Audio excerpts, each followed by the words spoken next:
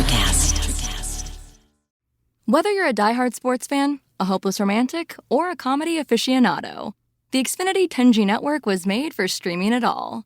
Worry less about buffering when streaming your favorite shows, movies, or live sports, and enjoy a better way to watch. Xfinity gives you a reliable connection for streaming, plus all the entertainment you love all in one place.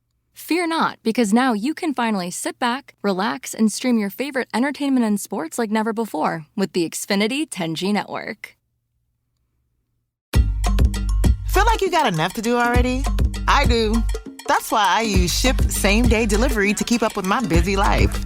They know the snacks I like down to the extra creamy in my peanut butter. I can get deliveries at home, on set, or even when I'm away on vacay. And my personal shopper, Amber, she's got my back. As in, she asks them to check the back if it's not on the shelf. Shipped. Delight in every delivery. Learn more at ship.com/hi.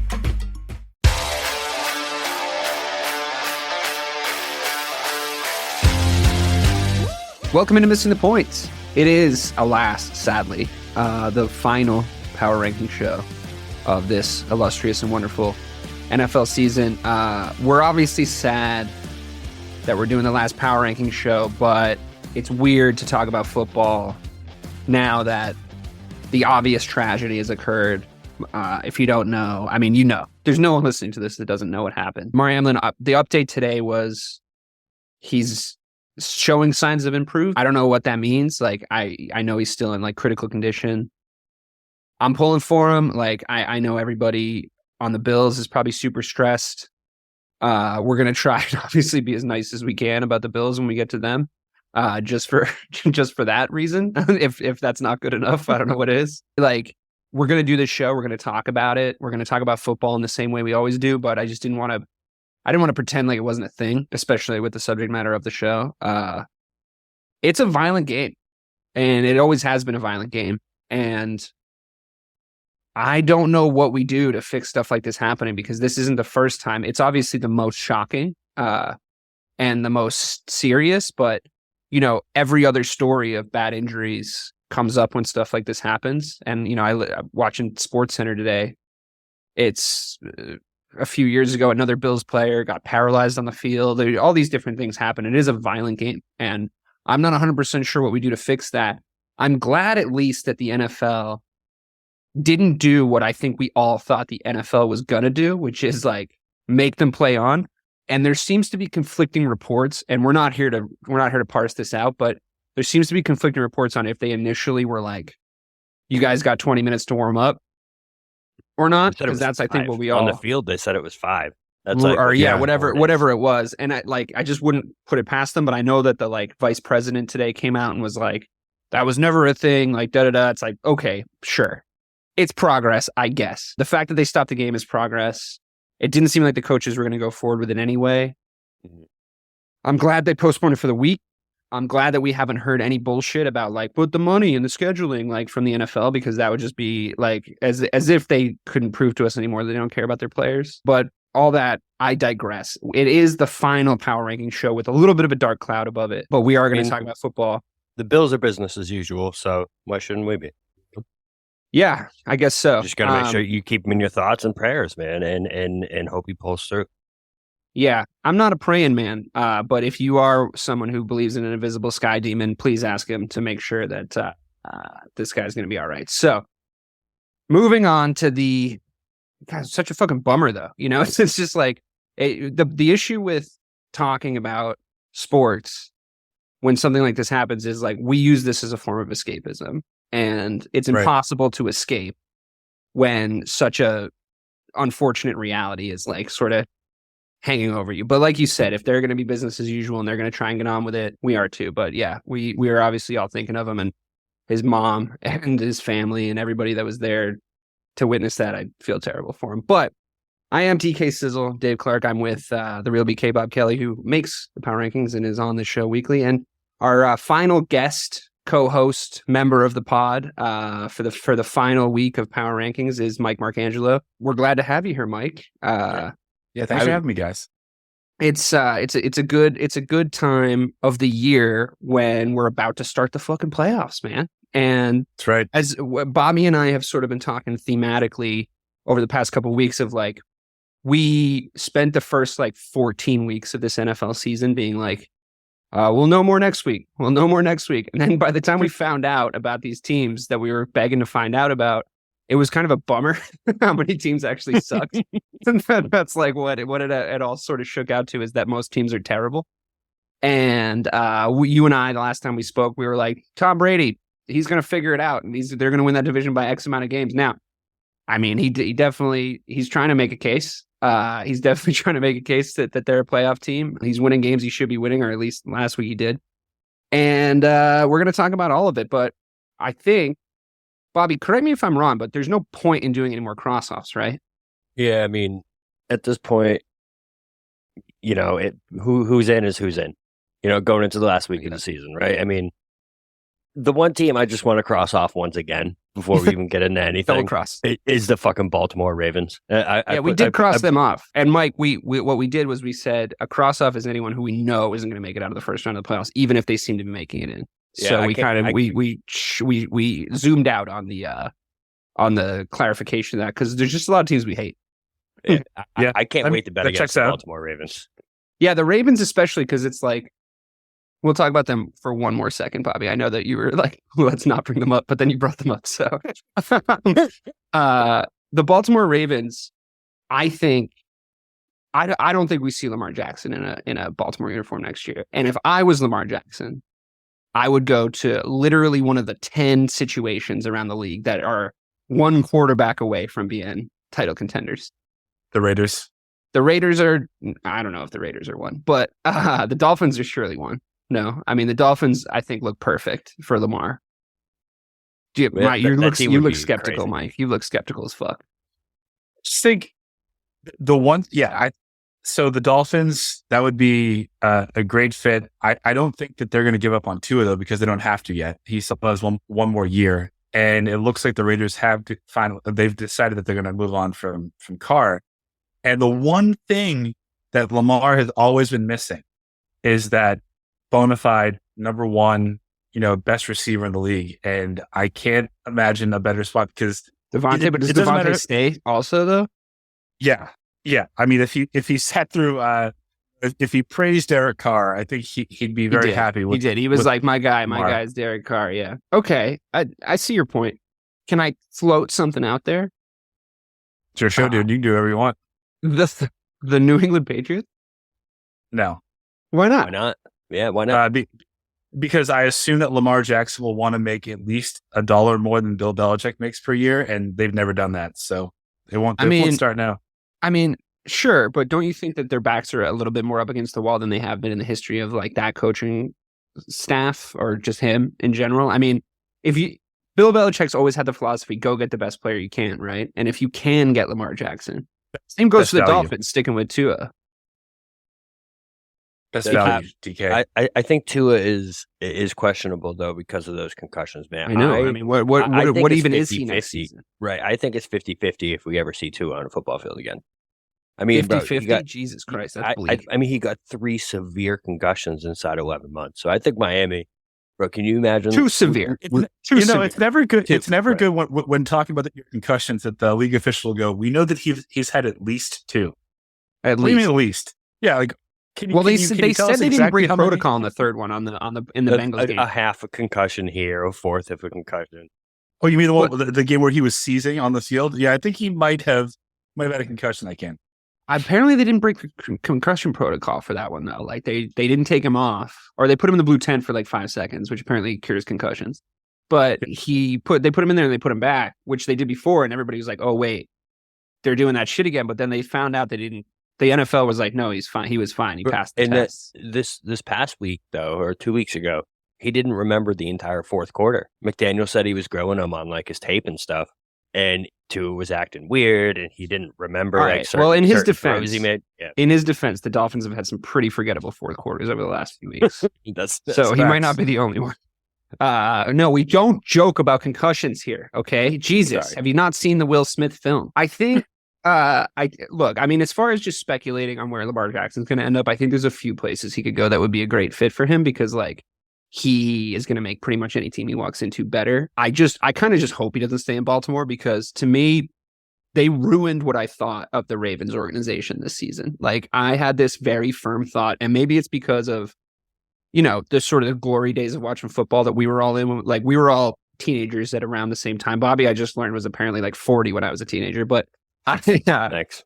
Happy birthday, Bob. Just kidding. Thank you. I'm joking. We're all old. So we were all teenagers around the same time. And obviously we came up in an era where the Baltimore Ravens were a fucking defensive force to be reckoned with. The defense of the Baltimore Ravens is so bad that they counteract how good Lamar Jackson is. He doesn't have a bona fide number one wide receiver. I agree with you there. I think that his deep ball stats reflect that. But wherever he goes, he's going to make that team better. He stays in Baltimore. It's just not as exciting. So we'll talk about it in the offseason, but we made this comparison last week where it was like, my guy said it was like the Red Sox with Xander and with Mookie, where it's like, bro, how can you get to this point and not have A, given this dude any fucking wide receiver, and B, not locked him up? You know what I mean? Like it was almost a shock that he was able to walk. Like, a quarterback of that level, like, they're never not locked up these days. It's. Before you get to it, can I just float two scenarios? Sure. 49ers, Tampa Bay. Fuck. 49ers, like, good God, that team would be good. if that'd be so stupid. So good. Yeah, that would be. I'm gonna do that in Madden after this. Put him in there and just fucking dominate. Yeah, that would be sick. I think Tampa might go full rebuild. Tampa. Mike made this point at the end of last season when Brady was retiring. Tampa can't go full rebuild. They don't have the assets to rebuild. They mortgaged the next 5 years to like put all those players again around Tom Brady and like win at least one, which they did, which is great, good for them. But when he retired, it looked like they couldn't do anything for the foreseeable future because of like what they did with their draft picks and their salary cap. So I don't know. I don't. If I was Lamar Jackson, I wouldn't have the hubris to say, well, I'm going to do what Tom Brady couldn't.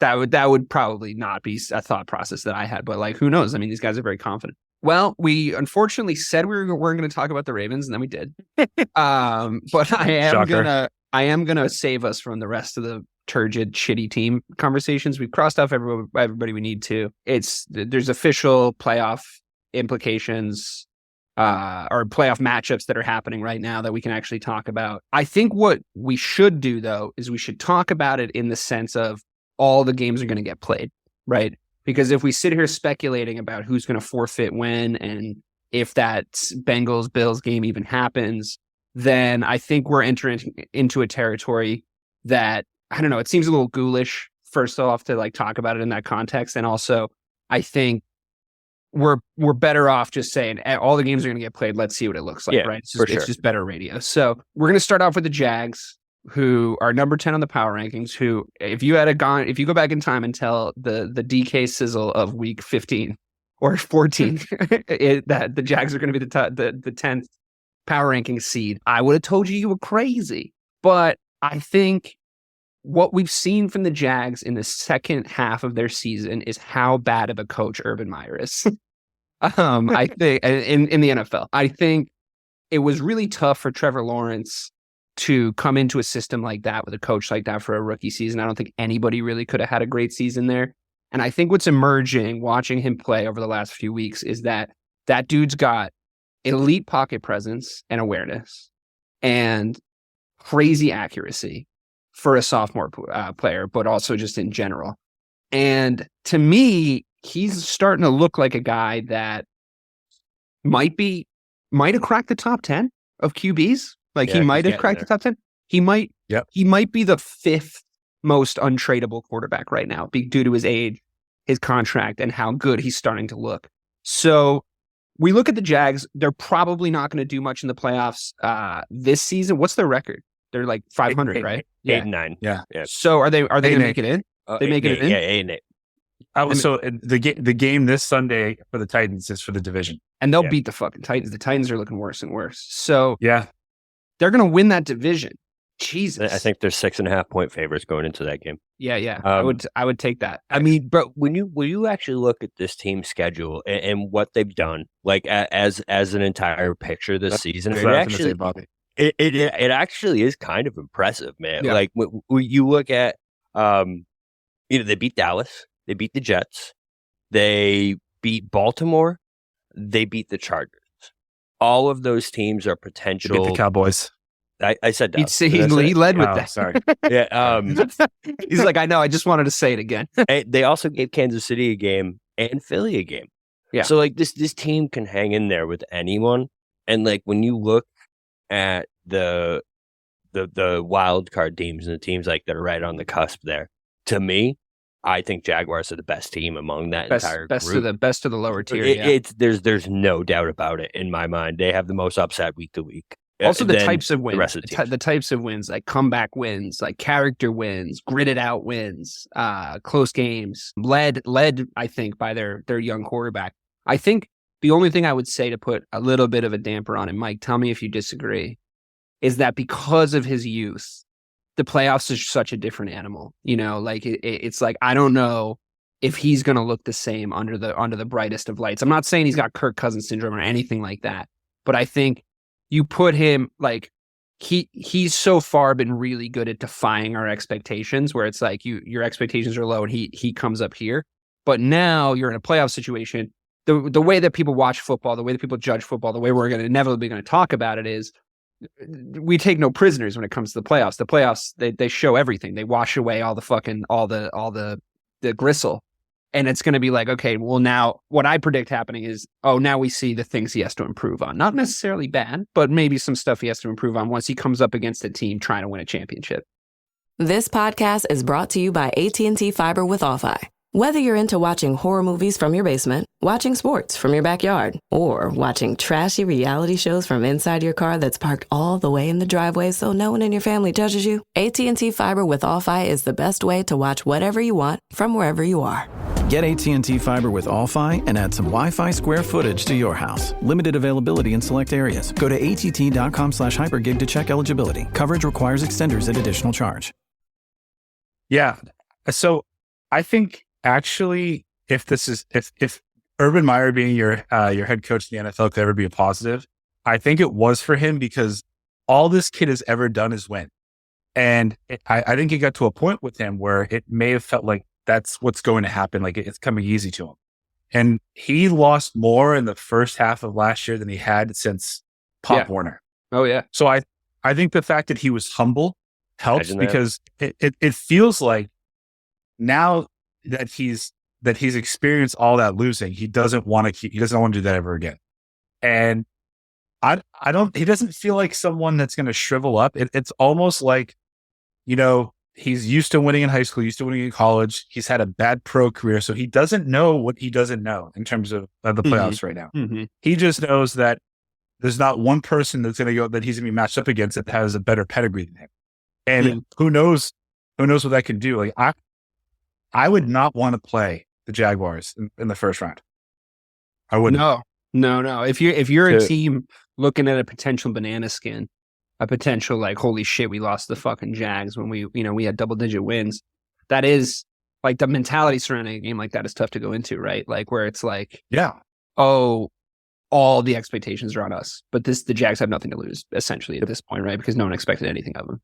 To put into perspective too, with Lawrence, in the games that they've needed him like to show up big and win them the game, in the last 5 weeks, he's done it. He had 321 yards against the Ravens, 368 against the Titans, 318 against the Cowboys. And then they haven't really needed him in the past 2 weeks. He's been more ETN than anything. If the load has been on this dude's back, he's performed and he showed out. Right. Did you see Fields this week? Face, neck, and chest. Did you see Fields this week where he's like, I felt a 300-pound guy come on my back? And then he's like, whoa. Pause. Usually they have to pay extra for that. If the playoffs started today, the Jags would play the Chargers, and they already beat them. Yeah, but again, I mean, like I just think, when did they beat them? When was that game? That'd be so juicy. Like the Chargers look like a different team right now. I feel like it was early in the year when the Chargers were heavily favored. But that would also bring up the next question. Like based on what you've seen so far, who do you believe is more likely to shrivel up in the playoffs? Herbert or Lawrence? Herbert. I still think Herbert. I still think Lawrence. I think Herbert's a better quarterback. Herbert's shriveled. Herbert's already shriveled a few times. Like, we've seen him shrivel. Yeah, but he's got his weapons back. He does. You know, they've looked like the total package the last few weeks. I don't know. Fun fact, that was the last time the Jaguars were in the top 10. They were in the top 10 after that. Were they? Yeah, they were in the top 10. Oh, because of that was the comeback win, right? Yeah, no, they won 38-10 that week. Oh, really? They smoked them, bro. Mm-hmm. Yeah. I mean, the Chargers did not look good in the first half of the season, but I mean, I think you got to give them credit as opposed to give them shit. Like, they turned it around. Yeah. But you guys hate on Herbert? Really? Is that what we're saying? I'm not hating on Herbert. He's more likely Lawrence to shrivel. I trust Lawrence more in the big moment. I've Lawrence seen it. Lawrence gives me Shane Falco vibes. It's the hair. It's only the hair. Probably the hair. He looks like he came right out of Coach Taylor's system in Friday Night Lights. All right, that's fine. I mean, listen, you guys are high up on the Jags. I love it. I love to hear it. I kind of want Trevor Lawrence to be good because I thought he was going to be really good, and then I sort of wrote him off in my head. But I just hope they play the Ravens in the first round. That's the matchup great. I want. I want Jags Ravens in that first round because the I Jaguars think everybody, you know, to Mike's point, if you don't want the Jags, like everybody wants the Ravens right now. Everybody wants the Ravens. Yeah.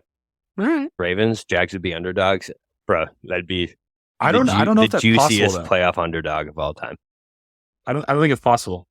You don't think so? Because can't the Bills still lose that division? Yeah, but no, the Bills can't lose the division. Or sorry, the Ravens can lose that division though. That can't they? So the Ravens come in second. The Ravens can jump the Chargers right next week if they beat the Bengals. Or no, because they're not going to beat the Bengals. First of all, yeah, with that canceled game, I don't know. Yeah. All right, fine, whatever. It doesn't matter. Whatever. So, I mean, my only worry about Lawrence and the Jaguars is like, it's really tough to make a market like that work for a quarterback like that. You know, it's like, what does it look like when he's out of his rookie contract and going into getting a big like payday? Is it worth it for the Jacksonville Jaguars to like? I mean, can they fill their fucking stadium even if they're good? I don't know. I mean, no offense to like the very many people that probably listen to this podcast down in the fucking bayou, but otherwise, I wish all the best for him. I really do. He's in a fucking small football market though, down in Jacksonville. So we'll see. That's to your point, Mike. Another thing he's probably not used to. You know, not having like millions of fans screaming for him. It was probably a little bit of a shock to the system. So good for him for turning around. Moving to the Giants. Fucking Dable's such a good coach, dude. He's such a good coach. Good. He's definitely the coach of the year, right? Yeah, he has to. I mean, bro, he's winning with nobody. Isaiah Hodgkins, Richie James Jr. and Darius Slayton as his top wide receiver option. Darius Slayton's pretty good, and he is. It's Daniel Jones throwing it to him. It's not like it's like. Dude, did you see Daniel Jones on the sidelines when they were like coasting to that victory this weekend? He looked like he had the smuggest fucking look on his face. Bro, like I've always been that dude.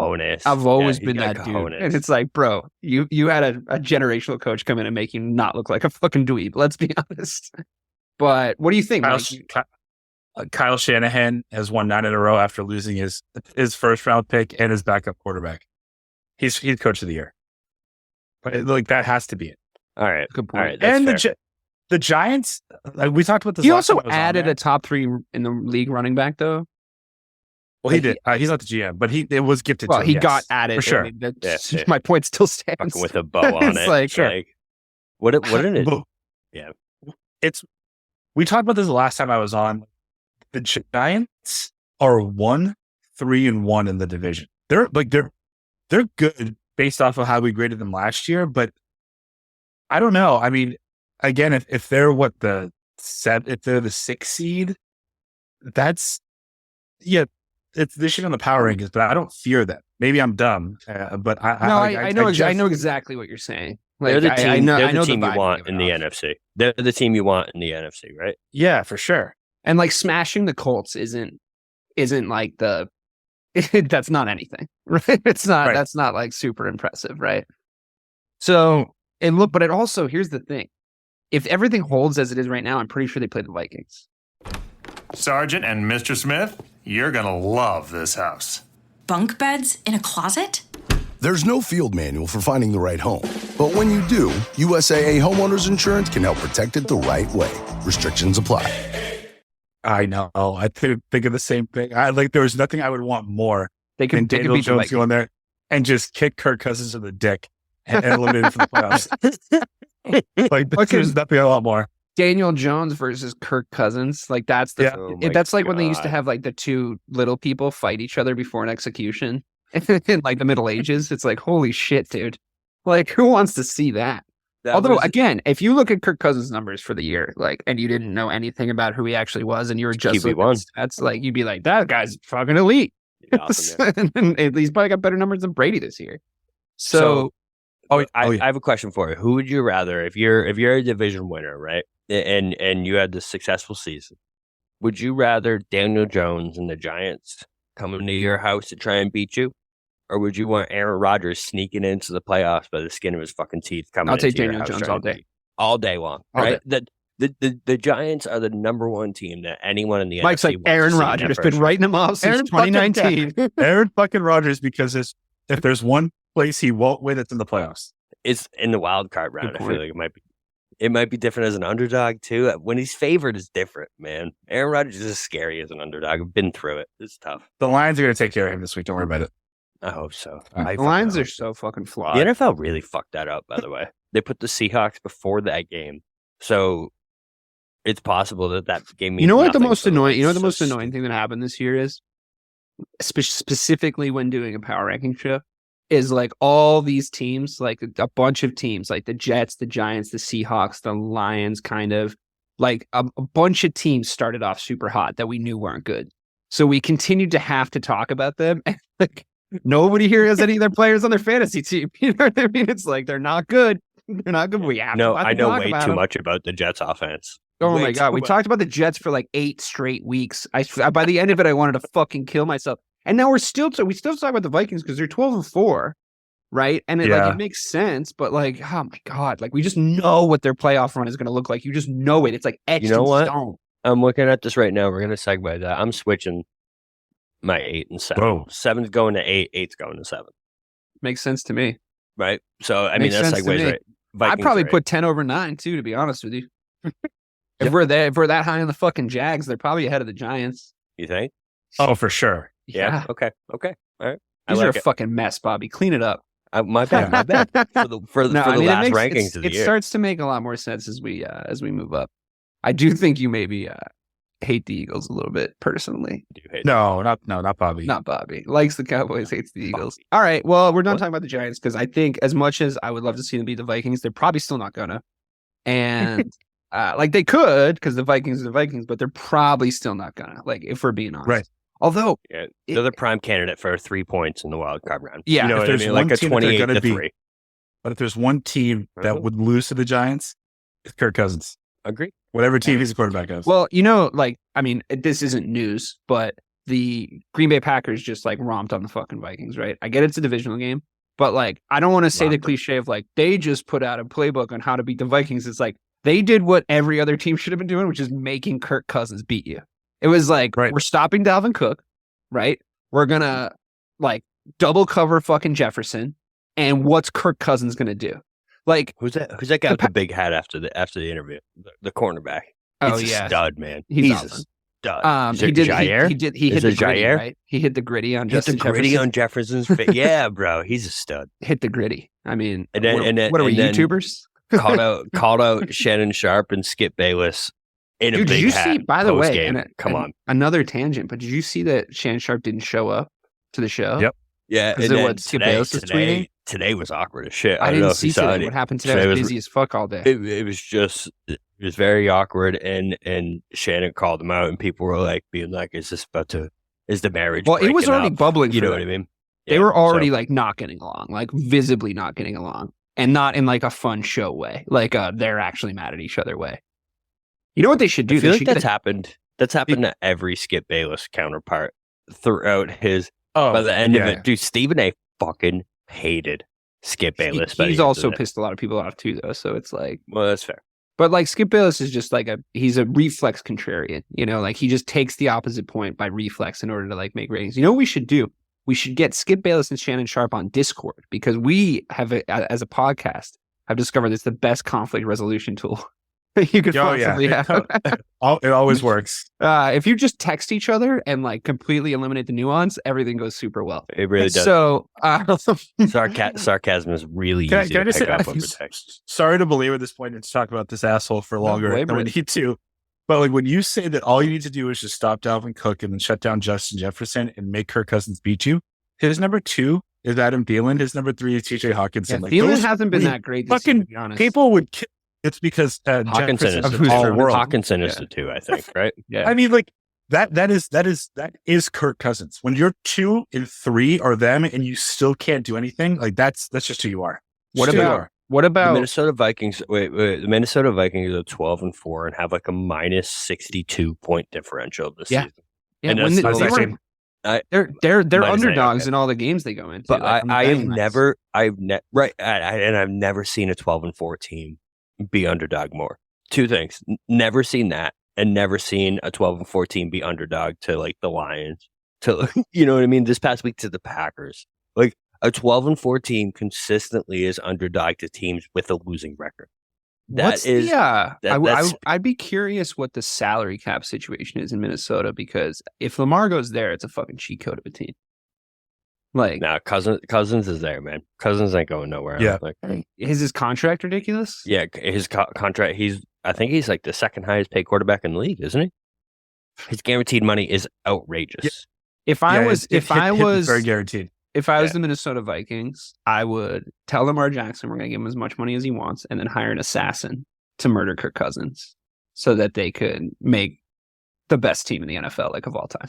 I mean, that seems aggressive, but you know. Well, I mean, I don't know how to hire an assassin. I'm sure there isn't like a Yelp for it, but I think that's really their only recourse. It's got to be their only recourse as of right now. Because if they're really on the hook with Kirk Cousins that much money. You'd still call it Yelp, right? I mean. Yep. Because I get it. That was good. It was a good joke. Thanks. We're going to cut it out, but it was a good joke. Kidding. So, yeah, I mean, the Minnesota Vikings deserve what they get, then, is what you're telling me, if he's the second highest quarterback in the league. I feel no sympathy for them and the 0 Super Bowls they're going to win while that contract runs itself out. Don't just ride the index, seek to outperform it with Fidelity Active ETFs. Learn more at fidelity.com/active ETFs. Before investing in any exchange-traded fund, you should consider its investment objectives, risks, charges, and expenses. Contact Fidelity for a prospectus, an offering circular, or if available, a summary prospectus containing this information. Read it carefully. While active ETFs offer the potential to outperform an index, these products may more significantly trail an index as compared with passive ETFs. Fidelity Brokerage Services, LLC, member NYSE, SIPC. Like we said, if I'm with PMT, I don't know if you got listen. They're getting tattoos if Kirk Cousins wins the Super Bowl. Really? I'm with it, man. If Kirk Cousins wins the Super Bowl, I will get a Kirk Cousins tattoo at some point. You want your first tattoo to be Kirk Cousins? No, I'll get a tattoo before that. I'll get a first tattoo and then I'll get a Kirk Cousins tattoo. But I'm just saying, it's not going to happen, so it doesn't matter. I'm not. I would never. Kirk Cousins is never. Yeah, me neither. Yeah, that's an official thing. Big Cat. And I'm pretty confident, but like, I don't know. I'm pretty confident, but I don't know. And like Bobby, you being that confident makes me think it could happen like this year. So right? Judging by my betting and fantasy football track record, that's not bad. Yeah. Oh my God, poor guy. All right, well, we've come to that time, the inevitable time that always happens on the Missing the Point Power Ranking show, because they're always in there or thereabouts. It's the Dallas Cowboys. I made the point to Bobby. Well, we didn't talk about the Chargers. Oh, did I skip the Chargers? You skipped the Chargers. Oh, you know what it was? We had a whole conversation about the Vikings. No, we just started talking about the Vikings. That was the problem. Yeah, no, let's definitely do the Chargers. I think they deserve it. I think Herbert's a completely different proposition with Keenan Allen and what's his number 2 guy's name? Mike Williams. With Keenan Allen, reincarnation. Yeah, with Keenan Allen and Mike Williams in there, he looks like a completely different kettle of fish. Austin Eckler is probably the least talked about amazing running back in the NFL. Like, he's top 5 easy, maybe. Why top is 3. That? Why nobody talks about him, bro? I don't understand. He is the most automatic touchdown inside the 20 that maybe I've ever seen. Like, you know, there's so many running backs in the NFL that you see get the ball at like the 3-4 yard line, and they just get absolutely stood up at the 2 or the 1. Austin Eckler gets in there every fucking time. I mean, no one talks about him. As far as this season goes, I'd put him above Nick Chubb. I'd put him 100%. I probably wouldn't put him above Dalvin Cook, but I put him above DeAndre Swift. I might put him above Cook, man. I think I put him above Cook too. I don't know. And Saquon. I definitely put him above Saquon. I'd be considering the drop off, and I don't think this is his fault, but considering the drop off, I'd probably put him above Derrick Henry. I think McCaffrey is definitely above him. Yep. He's one of the few. But that might be the only one. I think it's Eckler's 2. I think he's RB2. But do you think that he doesn't get the respect that he deserves because he's not a one-dimensional running back? Like, he is such a good pass catcher that people just forget that he is a running back. True. Right? That's true. He's just everywhere all the time. Yeah, I was like, oh, it's probably because he's injury prone. He's played like every game of every year all at once. His game probably resembles Tyreek Hill's more than it does Derrick Henry's. You know what I mean? Like, I feel like the way he can handle dump off passes and stuff, like, he's such an outlet. He's Danny Woodhead on steroids, bro. I was gonna say he's a better Brian Westbrook. Yeah. He's them combined. That's a good comparison. Yeah. He's just got those little feet. They're always moving. They're always moving. So fat. Every time you see it, time you see an Eckler highlight, I'm always like, he looks like the fucking Road Runner. Look at those legs. And he's like, what? He's 5'7", right? Mm-hmm. He's like 5'7", and he just real tall. He's so strong. Fucking lightning though too. He runs like he's Derrick Henry, but he's 7 inches shorter than him. You know what? We should start doing? We should start counting, like we'll do our own missing the point advanced analytics. It's like, how many touchdowns did you have, but you ran into the end zone untouched? And I'm almost 100% sure Austin Eckler would be number 1 at that. Just like still running in the end zone, like not getting hit and falling in, not jumping over the line like Nick Chubb style, like not Jamal Williams. I'm 3 yards away from the fucking end zone and I'm going to have the most touchdowns ever because of it. I think like, okay, he's about to fucking beat Barry Sanders' record. Jamal Williams is crazy, but I think Eckler, every time I see an Austin Eckler highlight, he's always just like jogging into the end zone because he's like hit two specific holes in the defense, and he's just like, here we are, running, and that's going to be longevity. And that's like, if you don't take those hits, that's longevity for you right there. Adrian Peterson, I thought was going to have a 3-year career because of the amount of fucking hits he took on the sidelines, wouldn't run out of bounds. And look at him now. Yeah, Chargers is dangerous. Chargers are. I like them. I've been liking them. They're the Bengals of last year. They're the team that right now. The Bengals are the Bengals of last year. Funny enough, they did the exact same thing. They're the team that you should go out right now and put money on because they're the best value for the Super Bowl win. I think they're like 13-1. Wish we had a bet at this point. 49ers, like when we were high on them first, like in week 6 when they we were like, they look pretty good. But remember they were like 5-2. The power rankings was all 5-2, and then the 49ers were like number 4. Yeah. And they were 3-4. 3-4. But yeah, they were the highest like bad record team. So we were high on them. I don't think I argued it either, but I mean, I don't know. Who do the Chargers play as of right now? What's the Jacksonville, yeah. Oh yeah, we had this conversation already. Herbert Lawrence, bro. That's the battle. I'm still taking the Chargers. I'm sorry. I know, but Herbert just has way better players. Let's be honest. And it's in Jacksonville, if that matters. Is it?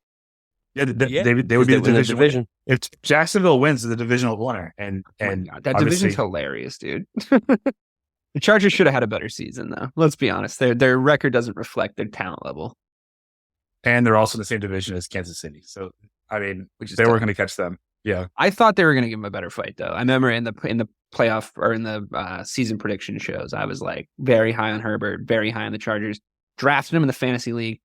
Traded him away. So I thought the Raiders were going to win that division. So fuck me.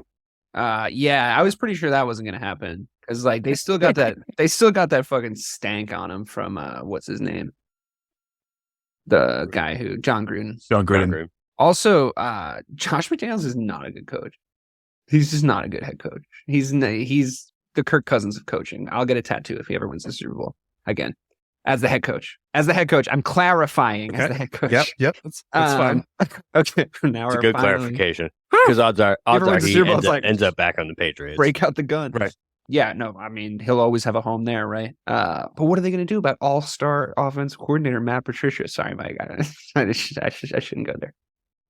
We're going to talk about Dem Cowboys. I've come to the conclusion, Michael, I wish you were here a couple of weeks ago when I came to this conclusion. I As said it do to I. Bobby. I said it to Bobby, and he just immediately put the blinders on. He just didn't want to hear it. But I'm glad you're here now. Dak, I don't think Dak's that dude, bro. Feel like you got enough to do already? I do. That's why I use Ship Same Day Delivery to keep up with my busy life.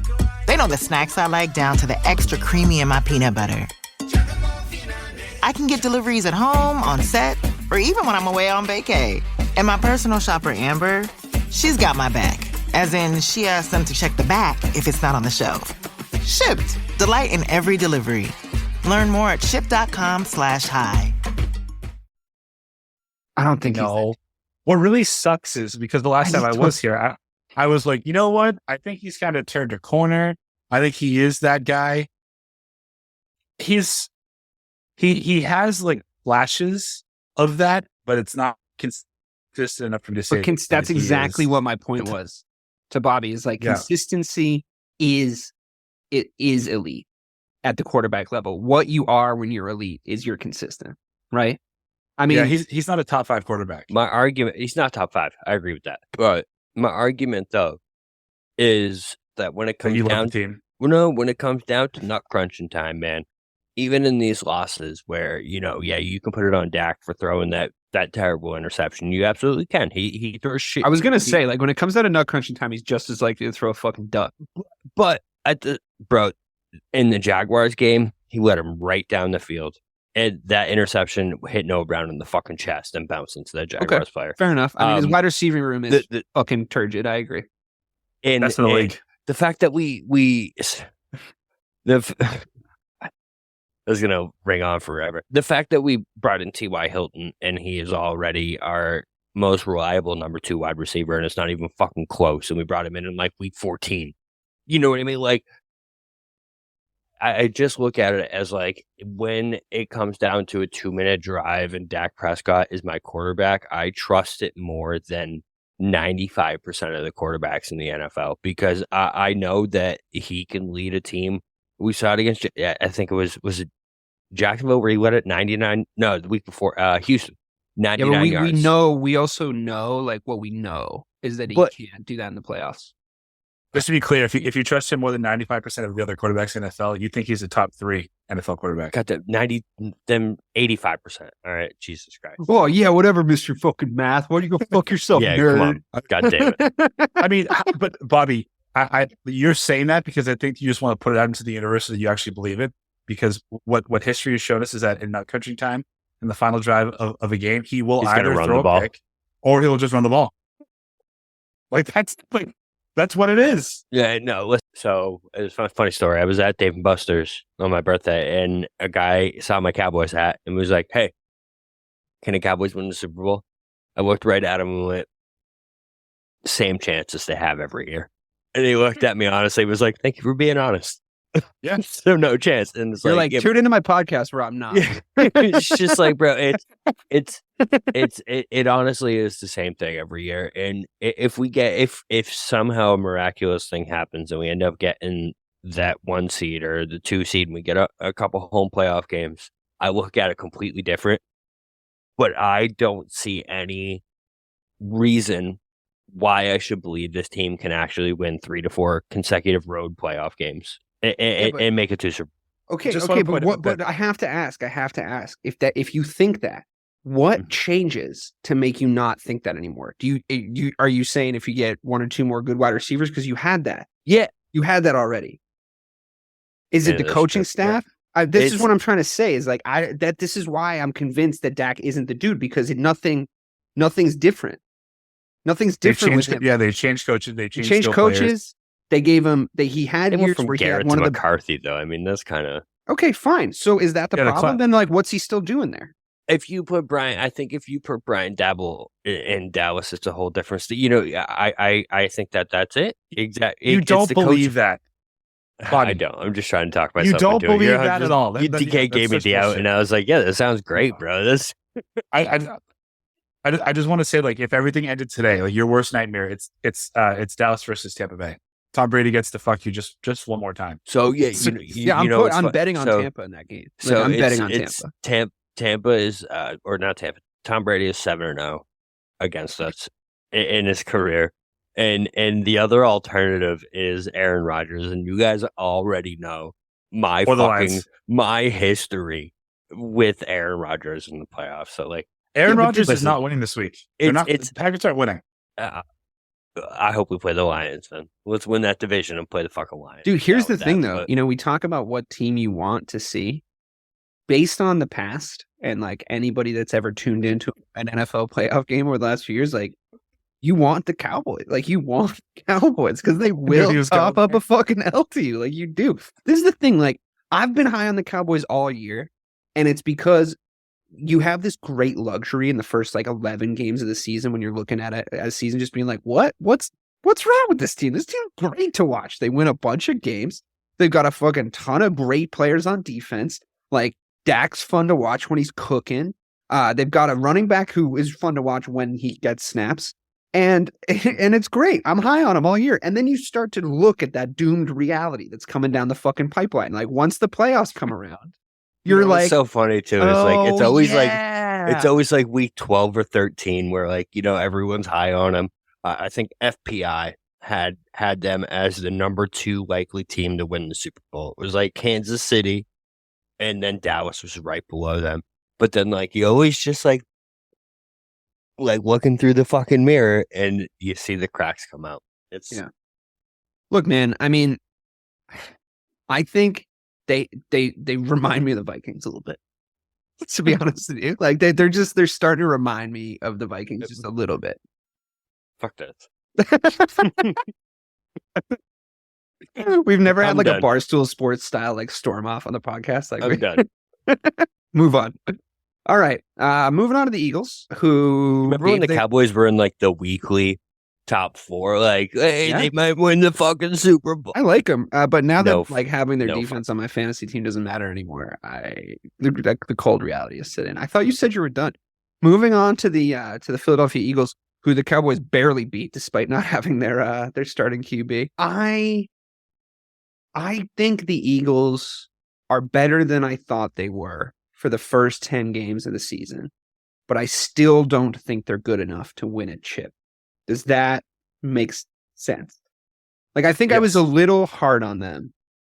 They really smacked of that 15-1 Atlanta Falcons season to me, where it was like, you're going to get bounced out of the playoffs. Like, Jalen Hurts isn't that dude. Like, I can't. Like, he's going to get figured out. It's like the Wildcat offense. Like, someone's going to figure it out. Some coach is going to find a game plan, and they're going to figure it out.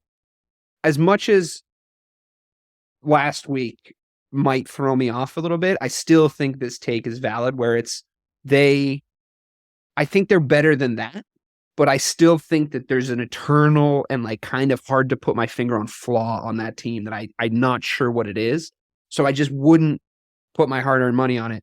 And funny enough, if the Cowboys played the Eagles of all teams, if the Cowboys played the Eagles in the playoffs, I would like the Cowboys in that game.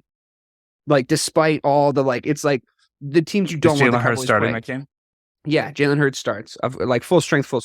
I know where you're at, Mike. I know that like your DNA wouldn't let you, but I it's like the Packers, the Cowboys don't want to see because of their history. The 49ers, terrible matchup. There's all like the Lions, like, there's just all this juju.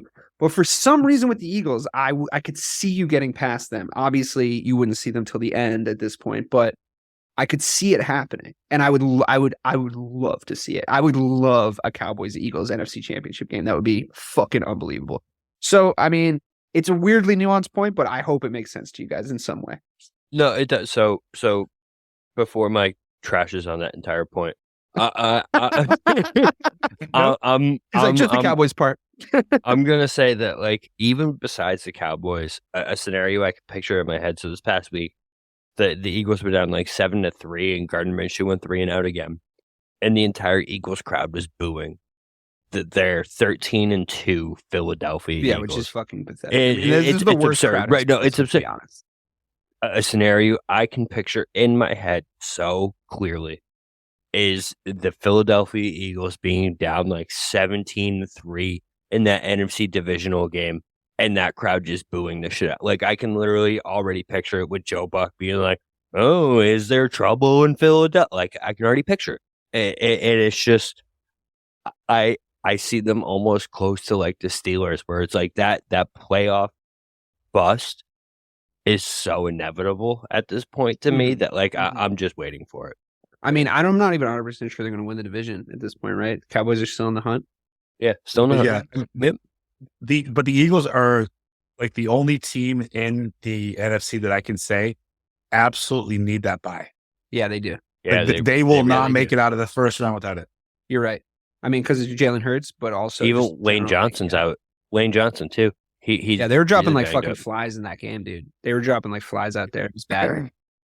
They have key injuries across the entire thing. I think you're right. I think that now I'm cheering for the Eagles to win their division because I still do want to see the Cowboys-Eagles matchup of later year. And I mean, other than the 49ers, I don't see any other NFC team really having a chance to make it if both those teams are in. I still just don't count out Tom Brady, DK. I'm telling you. Yeah, you're right because you got to take it. And I haven't counted him out. I was on your side last time on the show. Fucking stupid after this season, bro. If Tom Brady gets anywhere near the fucking Super Bowl, I'm done. I'm fucking done watching football. It is so fucking. That would be the stupidest climax of this fucking season if Tom Brady gets to a fucking Super Bowl. It's like 100% possible though. Oh, bro, it's so fucking. That team has literally been the most putrid football team to watch all fucking year. They're so bad. They kind of remind me of the 07 Giants, though, Bobby. Like, you just don't want to play them in the playoffs. I don't know. Imagine if they don't have the kind of defensive pressure that they don't have that swag. They do in spurts, and all we need is for 4 games. And could you imagine if they finished 8 and 9 and that fucker hoists another Lombardi? Tom Brady would win. That Super Bowl would be 9-6. If the Buccaneers go to the playoffs, they score a total of like 48. I almost had a dyslexic moment of 48 points throughout that entire playoff run. It's gonna be like 9-6. He wins every game by like a fucking Steelers Ravens scoreline. It's like 9-8. What is that? I feel like if Tom Brady wins another Super Bowl with that record and all this scenario does play out, I will be more than 100% convinced that I live in a simulation. And I will also be convinced that I don't even live in a good one.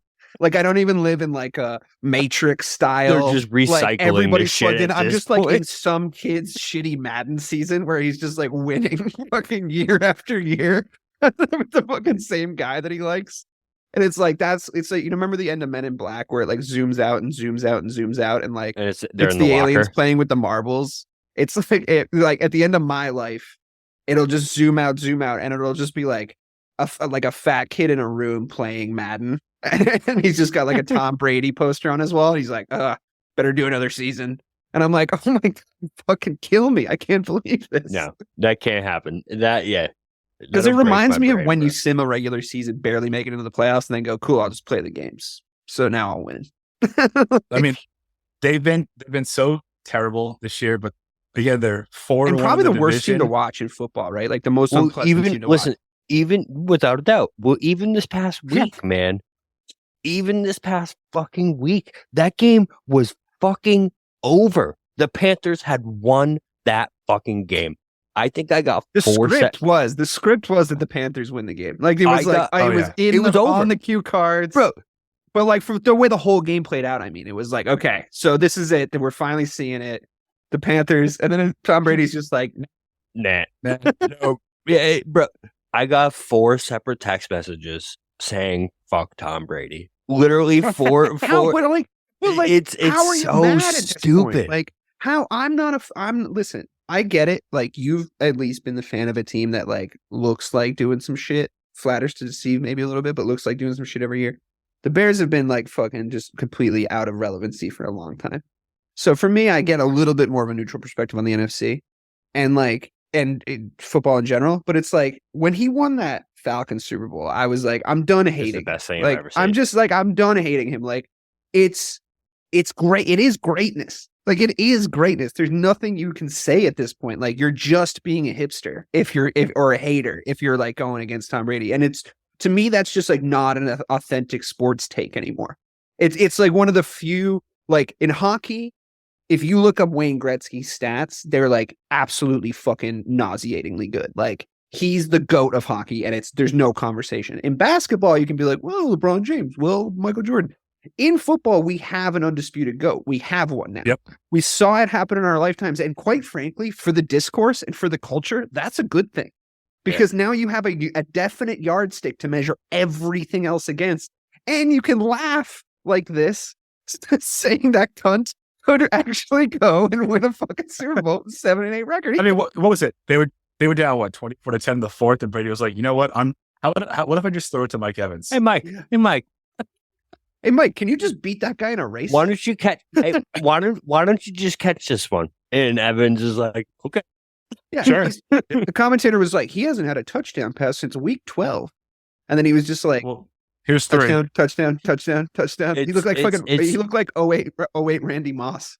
I feel like the fuck Tom Brady discourse at this point is like, he shouldn't even be able to be doing this at this point. Like he just chills for 3.5. I'm convinced at this now, where he just chills for 3.5 quarters, and then he just looks at the game and is like, hey, I think we can win this one. I don't know if he chills, bro. I feel like he's having a constant temper tantrum. Like, I feel like he was not like this ever in New England. Like, he seems to be yelling at someone at all times. Like, at all times.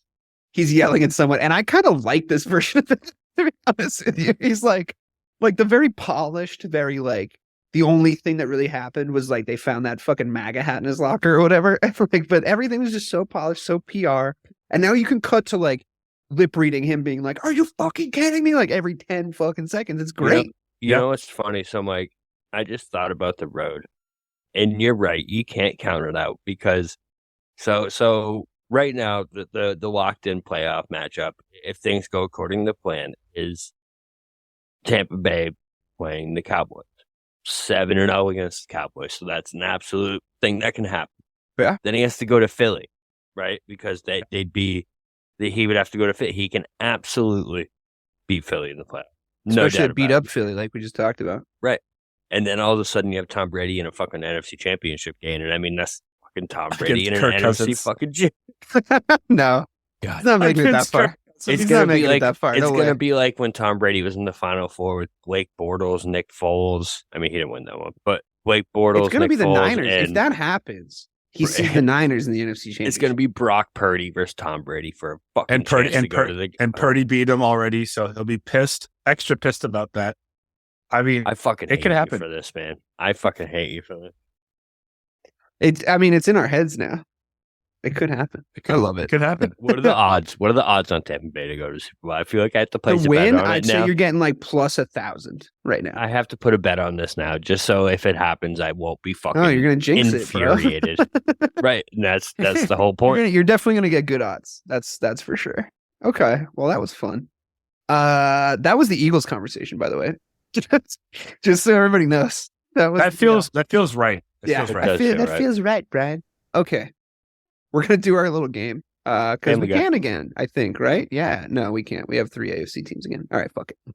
We have the Bills, the 49ers, the Bengals, and the Chiefs run out our top 4 power rankings.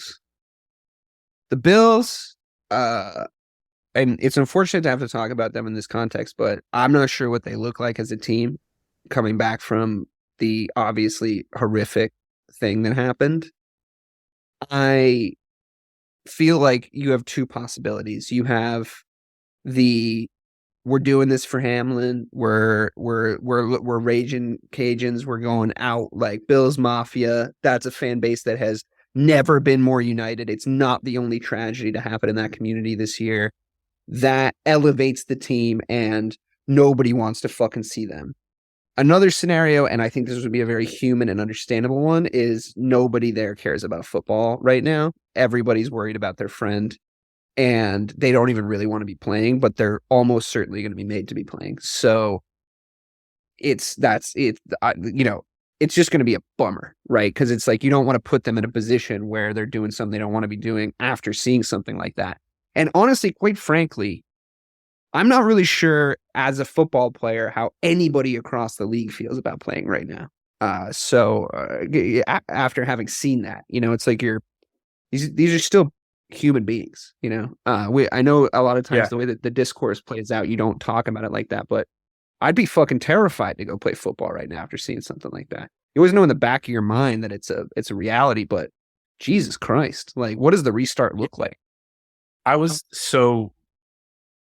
heard a doctor talking about this, and they said, you know, that they were diagnosing, you know, obviously the young man that this happened to, but what they did say is that maybe he had an undiagnosed condition where his arrhythmia, and it occurred at the exact millisecond that he took that hit. Right. Like that's what had to have happened. Like a lightning strike. Yeah.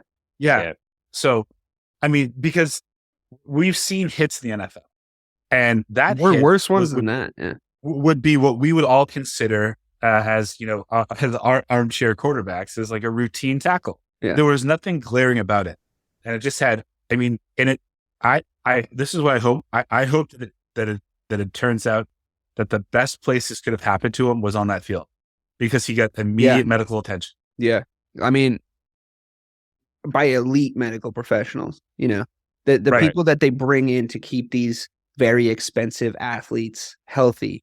Everybody's ACL on those sidelines is worth, you know, millions of dollars, right? So these are elite medical professionals. So I'm hoping that is what actually saved his life. Like you said, I mean, it looked to me, again, I'm not a fucking doctor, and it is a little ghoulish to speculate, but it looked to me like when you bring out the defibrillator, that's like best case scenario. Your heart is stopped. That's what happened. His heart was stopped. Yep. So they had to bring him back to life.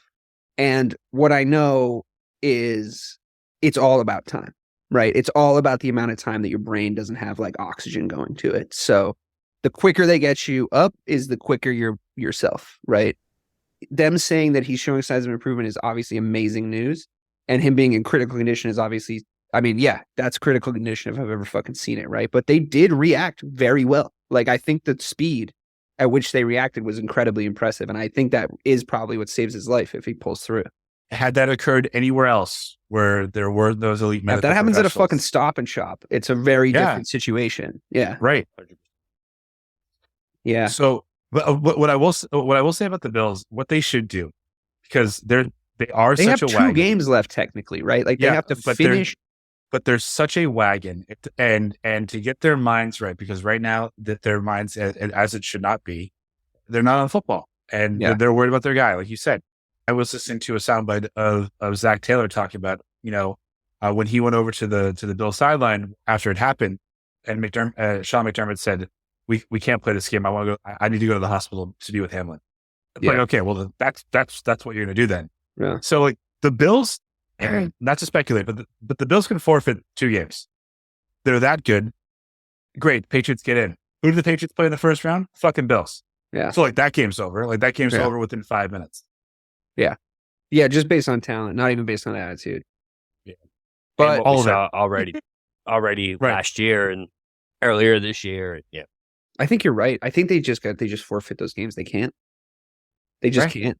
I mean, I know it sucks, but like who gives a shit really about like who wins those games at this point after what happened? You know what I mean? It's like, right. You can't come out and say that. Like, you can't come out and be like, well, that's not fair. Like, we need to do it. It's like, you're going to look like such an asshole. So everything is just like, it lines up exactly for that. I think you're right. Like when you guys mentioned it yesterday in the Discord and you're like, oh, the NFL might not allow it. I'm like, what do the NFL look like if the Bills come out and say, we want to forfeit those 2 games? And the NFL goes, no, you have to play them. Like, they don't want. Well, the NFL has not canceled the game since 1935.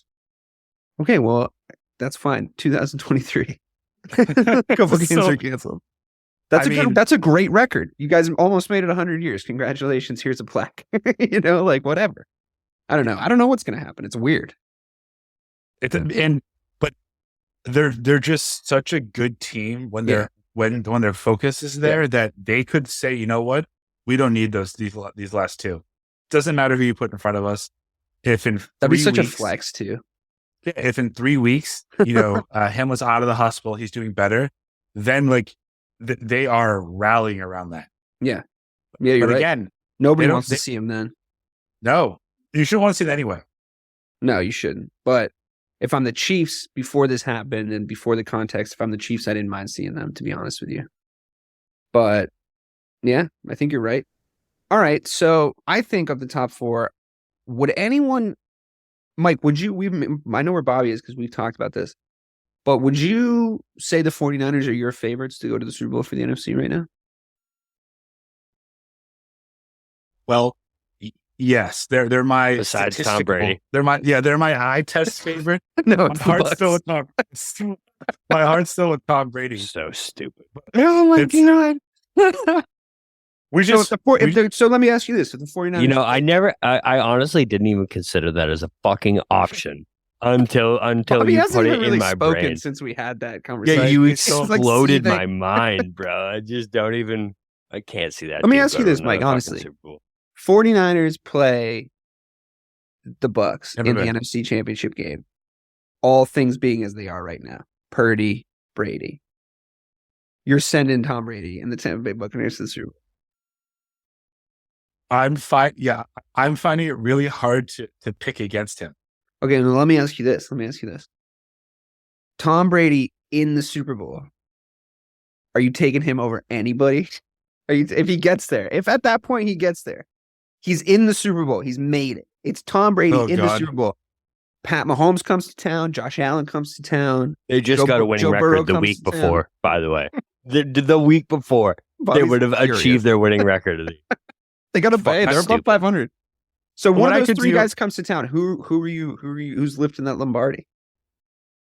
Okay, so I could talk myself into believing that Mahomes doesn't want to see Brady because he's lost him in every meaningful game. I don't think anyone does. If he's made it, if he's gotten there, nobody wants to see him. Is there really a scenario? Like, let's be real about this. Hold on. The one team that I would pick without question over the Bucs in the to beat them in the Super Bowl is the Bengals. I don't think Joe Burrow. I don't think Joe Burrow fears anybody. He doesn't fear a man on this planet. I'm with that. I think you're right. You made me happy with that.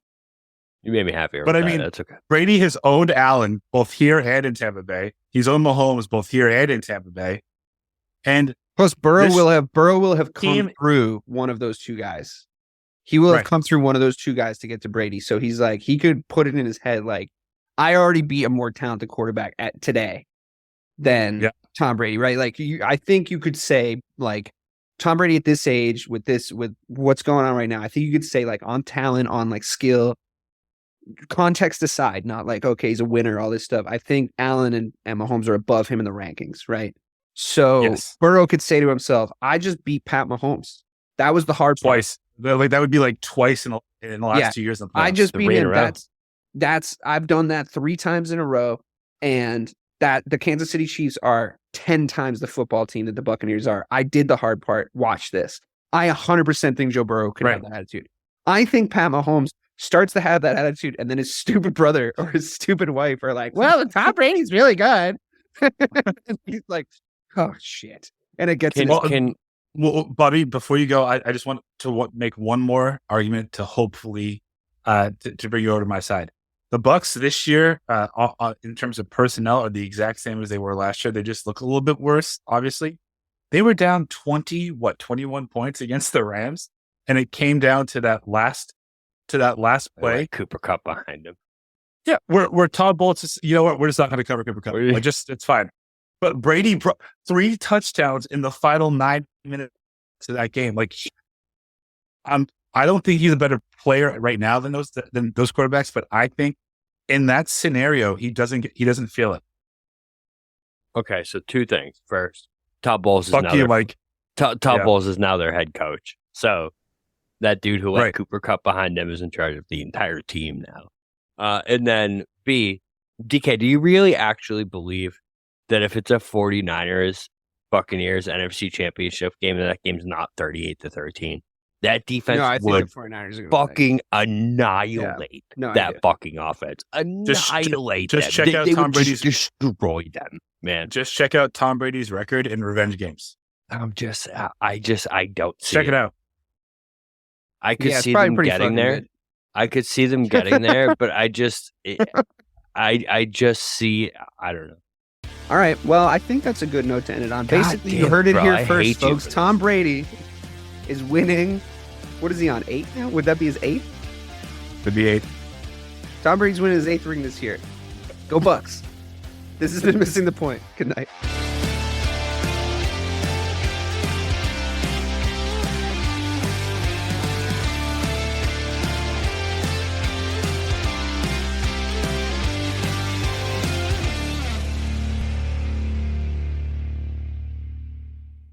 Miles, are you ready to record our promo for Season 2 of the Wanna Bet podcast? David, have you ever seen a grown man naked? Miles, we're not here to quote lines from Airplane. We're here to tell people that Season 2 starts August 18th.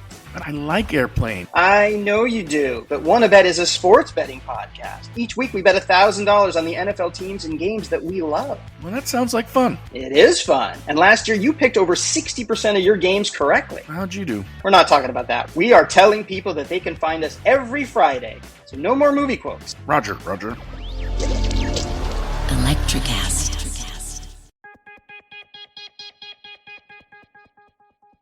Step inside the marketing mirror to uncover marketing secrets, discover gems, tactics, lessons, and campaigns you can use, next gen or fundamentals. Grab the marketing magic to improve your marketing and win more business.